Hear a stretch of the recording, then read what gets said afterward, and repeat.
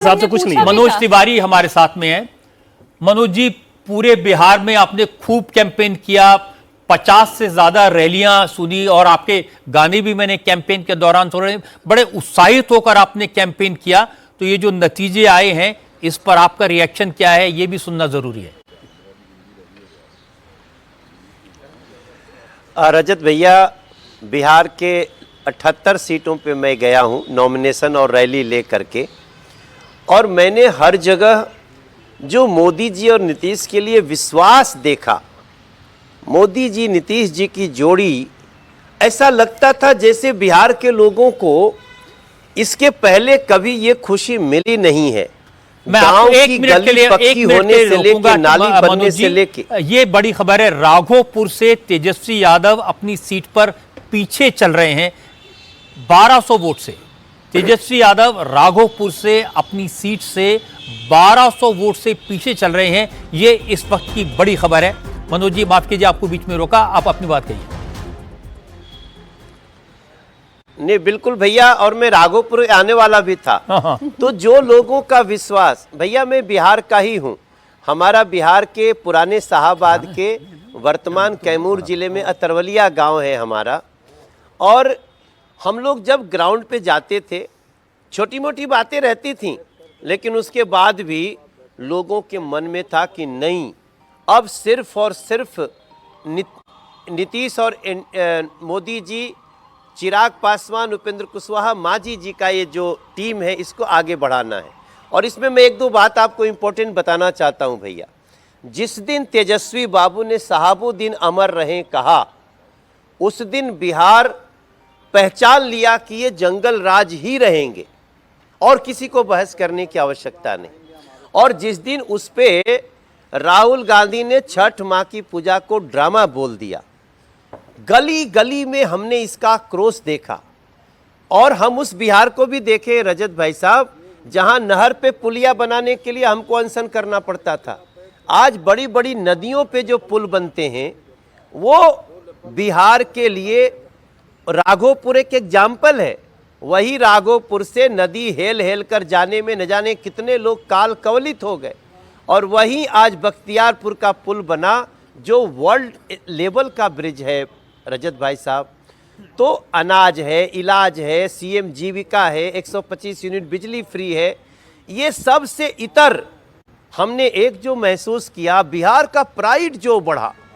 अब बिहार अपमान का नाम नहीं रहा, अब बिहार सुपर सम्मान का नाम हो गया है। और ये जो उसका रिजल्ट मिल रहा है, मुझे आश्चर्य नहीं हो रहा है।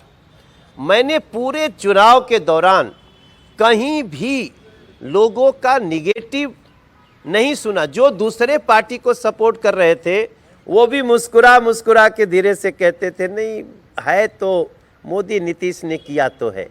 तो इसका रिजल्ट ऐसा रुझान है, मैं रुझान पे अभी क्या बोलूं। लेकिन इस समय जब आपसे बात कर रहा हूं, 11:10 हो रहे हैं। ये रुझान बहुत इंपॉर्टेंट होता है रजत भाई साहब, और हमें आशा है कि जो हमारी अपेक्षा थी 175 प्लस की, वो पूरी हो रही है। जी, असल में इस वक्त तक जो रुझान आते हैं वही बाद में नतीजों में कन्वर्ट होते हैं। इलेक्शन कमीशन की वेबसाइट भी मैंने अभी थोड़ी देर पहले देखी है, उसमें भी एग्जैक्टली यही रुझान है और ये नतीजों में परिवर्तित होंगे, इसमें अब कोई बहुत ज़्यादा शक नहीं है। 194 194 पर एनडीए आगे है, 194 200 हो सकता है या 190 हो सकता है, लेकिन बाय एंड लार्ज इसी पर रहेगा। लेकिन एक बड़ा सवाल यह है कि पूरे कैंपेन के दौरान शुरू में राहुल गांधी ने वोट चोरी का सवाल उठाया, वोट अधिकार यात्रा निकाली। आपको नहीं लगा कि ऐसी बातों का कोई खास असर हुआ? भीड़ तो काफी थी वहां। उसने निगेटिव असर दिया महागठबंधन को। मैं जब एक आध बार ऐसा भी हुआ कि मैं जा रहा था और कोई सड़क पे खड़ा होके महागठबंधन का आदमी ऐसे बोला, वोट चोर, वोट चोर। तो जो वहां बाकी 60-70 लोग थे, उनको मैंने ये भी कहते हुए सुना कि अब वो शब्द में नहीं बोलना चाहता हूं, थोड़ा सा एक गाली देते हुए कि तुम लोगों को यही हराएगा, तुम लोग को यही हराएगा। मतलब वोट चोर और वोट चोरी कहने से बिहार के लोगों को गुस्सा आता था महागठबंधन पे भैया। अब पता नहीं कैसे इसको गेज नहीं कर पाए महागठबंधन के लोग। वो मेरे लिए वो जो छोटी छोटी बातें आती थीं, मुझे याद है मैं जा रहा था मोकामा के तरफ और ये घटना घटी थी, तो मैं मानता हूं भाई जब हमारा वोट कटा ही नहीं है, हमारे परिवार का वोट कटा ही नहीं है और जो गलत वोट है वो किसी का कट गया तो लोग खुश हैं उससे, लोग उससे नाराज नहीं है भैया। इसलिए वोट चोरी, एसआईआर का विरोध, इसमें जो इलीगल घुसपैठियों को वोटर बनाने की ललक दिखी महागठबंधन में, उसने महागठबंधन का रहा सहा जो थोड़ा बहुत असर था उसको खत्म किया है, ऐसा मेरा मानना है। आप जब इन इलाकों में घूमते थे, कैंपेन करते थे, लोगों से मिलते थे, तो क्या सुनाई देता था आपको? भैया मैं आपको एक दृश्य बताता हूं। मैं जा रहा था इधर बगहा के तरफ और वहाँ थारू जनजाति के लोग रहते हैं। आप उनको देखेंगे ना तो आप उनको लगेगा कि हम कहीं नॉर्थ ईस्ट के लोगों से मिल रहे हैं या ऐसे। तो मुझे बताया गया थारू जनजाति के लोग हैं जिनको अटल जी ने 2003 में जनजाति का दर्जा दिया था। उनकी जो माताएं बहनें खेतों में काम कर रही थीं, वो दौड़ दौड़ के आती थीं। और मैं किसके साथ था, एक कैंडिडेट नाम भूल रहा हूं, तो मैंने कहा भैया ये लोग कौन है? उनकी इतनी खुशी, आज जब मुंह खोलते थे तो भोजपुरी बोलते थे। तो मैं समझ गया कि जो खेतों से मजदूर भाग करके किसी स्टार प्रचारक को देखने आ रहा है, इस बिहार का ऐसा स्वरूप हमने 2020 में नहीं देखा था, वैसा स्वरूप हमने 2015 में नहीं देखा था भैया। 2015 थोड़ा सा डिफरेंट भी था। तो मेरा मानना है कि जो बिहार का प्राइड जगह है, वो बिहार का प्राइड ने भी बहुत लोगों को आकर्षित किया है। गांव-गांव लोगों को पेंशन बढ़ गए, 400 का 1100 हो गया, 6000 किसान का 9000। इसका असर जब हम एक और बात आपको बता के मैं रुकूंगा। मैं जब सभा में बोलता था कि अब किसान समृद्धि योजना का कितना मिलता है, बोलते हैं 6000, हम के अब इसको नया करने जा रहे हैं, तो पूरी भीड़ बोलती थी 9000 9000। ये जो आज मीडिया की, सोशल मीडिया की गांव-गांव पैठ हुई है, अब चुनाव डिफरेंट हो रहा है भैया। और मेरा विश्वास है कि अब काम करने वाले ही जीतेंगे। रजत भाई साहब, आपको तो पता है हम 2500 वर्ष पहले, हम लिच्छवी गणराज्य वाले बिहार हैं, 2500 वर्ष पहले हमारे यहाँ चुनाव होता था। ये बिहार ने संकेत दिया है कि यहाँ पे विकास और विरासत दोनों चलेगा, सबका साथ सबका विकास चलेगा। अब नफरत और सहाबुद्दीन जिंदाबाद नहीं चलेगा।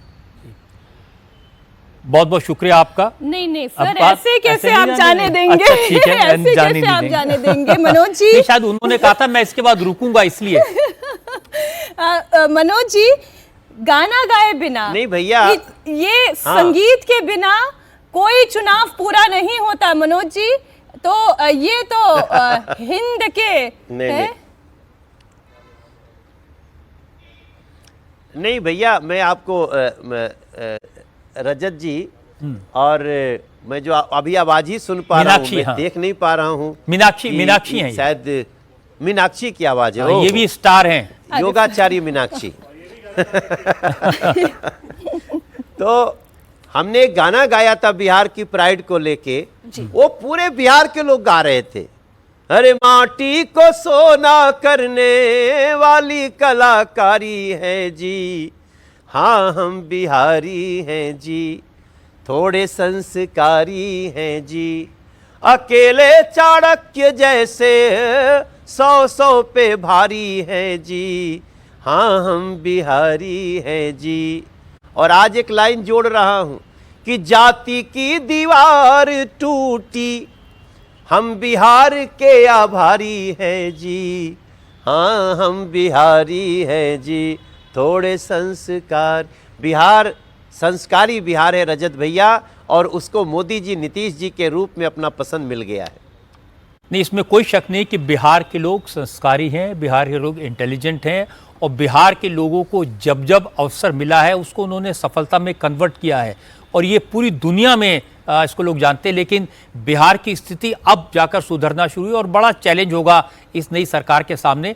लेकिन चुनाव के दौरान मैंने आपसे राहुल गांधी की बात की, तेजस्वी यादव ने यह कहना शुरू किया था कि तेजस्वी भ्रष्टाचार को रोकेगा, उसकी परछाई भी अगर भ्रष्टाचार करेगी तो उसको जेल में डाल देगा।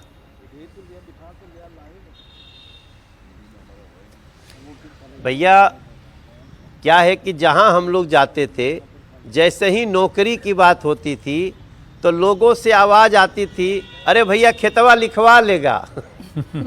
तो नौकरी की बात आते खेतवा लिखवा लेगा, ये एक केस से जुड़ा हुआ है। तो आप कहने को तो हर नेता समझदारी से बोलना चाहता है, लेकिन आप एक तरफ सहाबुद्दीन अमर रहे बोलेंगे और एक तरफ आप बोलेंगे कि हम भ्रष्टाचार रोकेंगे, हम अपराध रोकेंगे, तो कोई इसको विश्वास नहीं करता है रजत भाई साहब। और इसको पता नहीं, इन लोगों को पता रहता है कि नहीं कि हम आज जो बोले हैं कल जो बोले हैं दोनों को मिला करके लोग देखेगा, शायद इसका भी मुझे अभाव दिखा। एक्चुअली आजकल डिजिटल मीडिया का ज़माना है, लोगों के पास में सारी इंफॉर्मेशन अवेलेबल रहती है। पहले आपने क्या कहा, आज आपने क्या कहा, पहले आपने क्या किया, आज आप क्या कर रहे हैं। और आप देखेंगे कि इस पूरे चुनाव में उन्होंने लालू यादव को पूरे कैंपेन से दूर रखा। सिर्फ एक वो अपराधी उम्मीदवार है जिसके यहाँ वो कैंपेन करने के लिए गए थे। देखिए, एक बहुत अच्छी बात आपने कही कि डिजिटल युग है।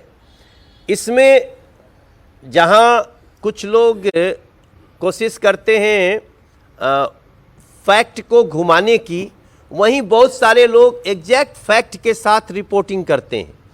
हमने इस चुनाव में रजत भाई साहब आपका एक वीडियो बहुत चलते हुए देखा जिसमें आप कुछ फैक्ट्स बता रहे हैं। तो अब ये जो डिजिटल युग है ना, ये एक एक गांव की कन्या को भी, कन्या बोलते हैं बहू को जो घर में रहती है, कन्या को भी सजग कर रहा है। ओकरो पास मोबाइल बाटे, वो धीरे से देख लेती है, ओकरा बहरे जाके मार्केट में थोड़े सुने के बाद भाषण कोई के। तो ये जो डिजिटल युग है, इसका बहुत सकारात्मक उपयोग हो रहा है। लोग, जैसे आपके चैनल पे हूं इसलिए नहीं बोल रहा हूं, मैं एक पत्रकार के रूप में कई फैक्ट को चेक करने के लिए रजत शर्मा जी की रिपोर्टिंग देखता हूं। ऐसे 5-6 लोग हैं जिनकी रिपोर्टिंग देखता हूं, क्योंकि मुझे पता है कि अगर मेरी गलती हुई तो भी रजत भाई साहब हमको आईना दिखा देंगे। इसका डिजिटल लाभ जो हो रहा है वो चुनाव को और भी प्रामाणिक और प्रमुखता से, सजगता से आगे बढ़ा रहा है, ऐसा मेरा विश्वास। आपको लगता है ये जो कैंपेन एक तरह से चलाया है इलेक्शन कमीशन को डिमोलिश करने का, डिस्क्रेडिट करने का, चुनाव आयोग पर तरह तरह के आरोप लगाने का, इसका कोई असर पब्लिक माइंड पर होगा? कहीं दिखाई दिया आपको, सुनाई दिया? भैया थोड़े देर के लिए लोग ना भ्रमित दिख रहे थे, लेकिन जब हमारा वोट नहीं कट रहा है, हमारे घर के किसी महिला का वोट नहीं कट रहा है, बल्कि जो नहीं बन पा रहा था वो भी बन जा रहा है, तो फिर विश्वास बढ़ता है। तो निगेटिव कैंपेन अब चलने वाला नहीं है, क्योंकि लोगों के पास ना अब तो ऐसे ऐसे वीडियो बनते हैं। मान ले किसी ने कहा मनोज तिवारी ने हमको संसद में क्या किया, कुछ नहीं किया, तो पता चले कि किसी ने मनोज तिवारी का 4 भाषण लगा के, और बीच में आता है रुको ठहरो ठहरो अभी दिखाता हूं, तो उसके बाद वो आ गया कि संसद में भाषण दे रहे। तो लोग दोनों जब एक ही साथ देख लेते हैं तो अब वो झूठ बोलने का चांस नहीं रहा। भैया आप कुछ पूछना चाहते हैं? नहीं, मैं तो राघोपुर का आपको अपडेट बताना चाह रहा था। मनोज जी आपने पहले भी सौरभ जिक्र किया शर्मा। था। मनोज जी नमस्कार। और राघोपुर से तेजस्वी पीछे ही चल रहे हैं अभी तो कुछ देर से। ये अपने आप में इसका बड़ा महत्व है कि खुद उनको आगे हो सकता है वो आगे फिर हो जाएं, लेकिन उनका अपनी सीट पर कुछ वक्त के लिए भी पीछे होना, तो ये तो पूरे माहौल को बता रहा है बिहार का क्या माहौल था। मेरा मानना है कि राघोपुर से तेजस्वी बाबू हार जाएंगे, क्योंकि राघोपुर में ही बख्तियारपुर का पुल बना है जो बख्तियारपुर जाता है, और वो पुल देखने के बाद राघोपुर गांव के लोगों का जो मानसिक बदलाव हुआ है, अब अगर जाति की दीवार कहीं सबसे ज्यादा टूटी है तो वो राघोपुर में टूटी है, ऐसा मेरा साक्षात अनुभव हुआ है। एक प्रश्न और है मेरा मनोज जी कि विपक्ष लगातार एक परसेप्शन आम जनता के बीच में गढ़ने की कोशिश कर रहा था कि अगर एनडीए को वोट दे दिया तो बीजेपी नीतीश कुमार को मुख्यमंत्री नहीं बनाने जा रही है। जब आप जनता के बीच जा रहे थे तब आप क्या सुन रहे थे? दो डायलॉग सुन रहे थे, एक ये वाला सुन रहे थे जो आपने कहा, दूसरा एक अमित शाह जी का एक वीडियो चल रहा था कि सीएम और पीएम का अगले 10 साल तक कोई वैकेंसी नहीं है। तो लोगों के सामने ही था, बोले ना कि दोनों आ रहा है। और अमित शाह जी हमारे पार्टी के सारे प्रमुख बातों को मीडिया में रखते हैं, तो लोगों को स्पष्ट हो जा रहा था। एक बार उनके बयान को थोड़ा सा तोड़ मरोड़ के लेने की कोशिश की गई कि चुनाव बाद डिसीजन होगा, लेकिन चुनाव बाद हम नेतृत्व में जिसके लड़ते हैं उसको भी बनाने के लिए एक छोटी फॉर्मेलिटी तो मंडल की होती है, विधायक मंडल की। लेकिन उसके बाद फिर उन्होंने दूसरा बयान दिया कि सीएम और पीएम की कोई वैकेंसी नहीं है। तो सब समझ गए कि नीतीश जी और पीएम मोदी जी दोनों अपने अपने पद पे बने रहेंगे। मनोज जी, मीनाक्षी ने आपसे गाने की बात कही थी, अब ये चुनाव तो हो गया, कैंपेन का गाना तो आपने सुना दिया, अब जो जीत का जश्न है उसका गाना क्या होगा? भैया उसके लिए थोड़ा रुकना चाहता हूं। अच्छा ठीक है। क्योंकि अभी 11:25 हो रहा है, मैं 12:25 में फिर आ जाऊंगा। ठीक है। फिर जो गाना आज के लिए तैयार किया हूं वो सुनाऊंगा। तो ठीक है, 12:25 पर हम आपसे फिर से मुलाकात करेंगे। बहुत बहुत धन्यवाद।